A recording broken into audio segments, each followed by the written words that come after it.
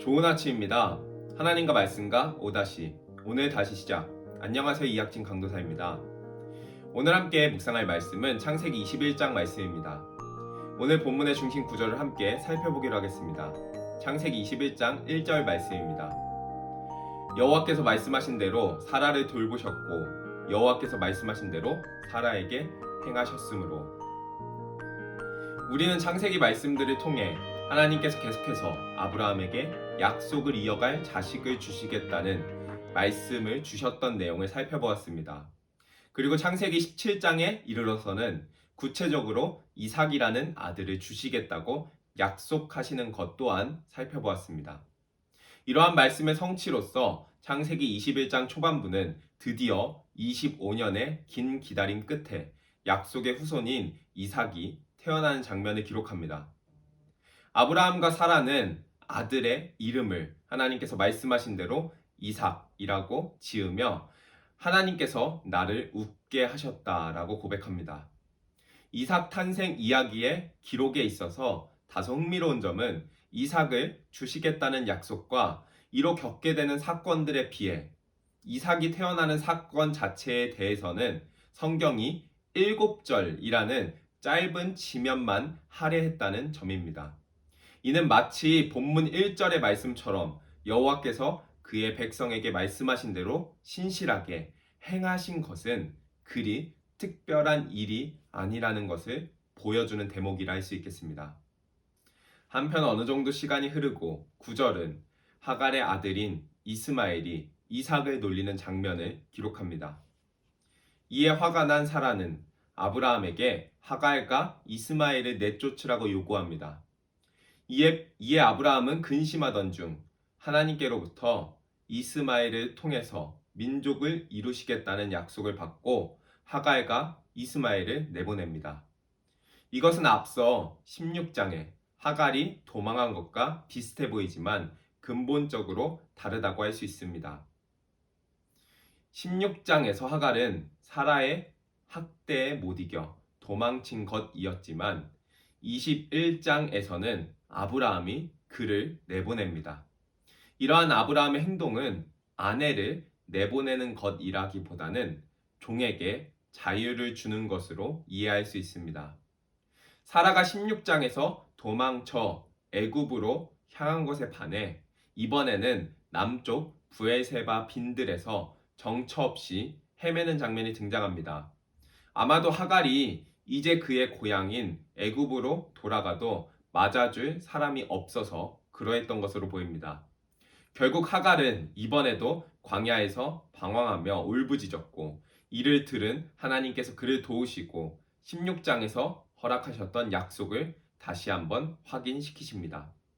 비록 이스마엘은 언약의 테두리 밖에 있는 사람으로 상속자가 될 수 없었고 그리하여 쫓겨났지만 하나님께서 그들을 버리지 않으시고 그들 또한 아브라함의 씨로서 복을 누리게 하셨습니다. 이어 22절부터는 이야기의 흐름이 바뀌어 아브라함이 아비멜렉과 맺은 언약에 대해서 기록합니다.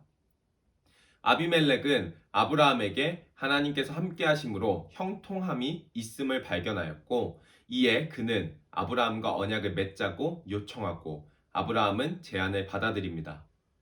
본문은 둘이 언약을 맺는 과정에서 아브라함이 자신이 판 우물을 아비멜렉의 종들이 빼앗은 사건에 대해서 이야기하며 억울함을 토로합니다. 이어 아브라함은 언약을 세우고 아비멜렉에게 7 암양을 선물로 줍니다. 오히려 우물을 빼앗기고 피해를 입은 사람인데 아브라함이 왜 아비멜렉에게 선물을 주는 것일까요? 이 선물의 의미는 자신이 지금까지 억울하게 당한 것을 생각하면 암양 7마리는 아무것도 아니라며 자신이 이 선물보다 더 큰 가치의 손실을 보았다고 선언하는 행위이자 이 우물이 자신의 것이 맞다는 증거의 의미를 갖는다 할 수 있습니다. 이에 대하여 아비멜렉이 문제를 제기하지 않고 선물을 받음으로 자신이 잘못했음과 그 우물이 아브라함의 것임을 인정하는 것으로 오늘 이야기는 마무리됩니다. 오늘 함께 읽은 창세기 21장의 초반부는 이삭의 탄생 이야기에 대해서 다룹니다.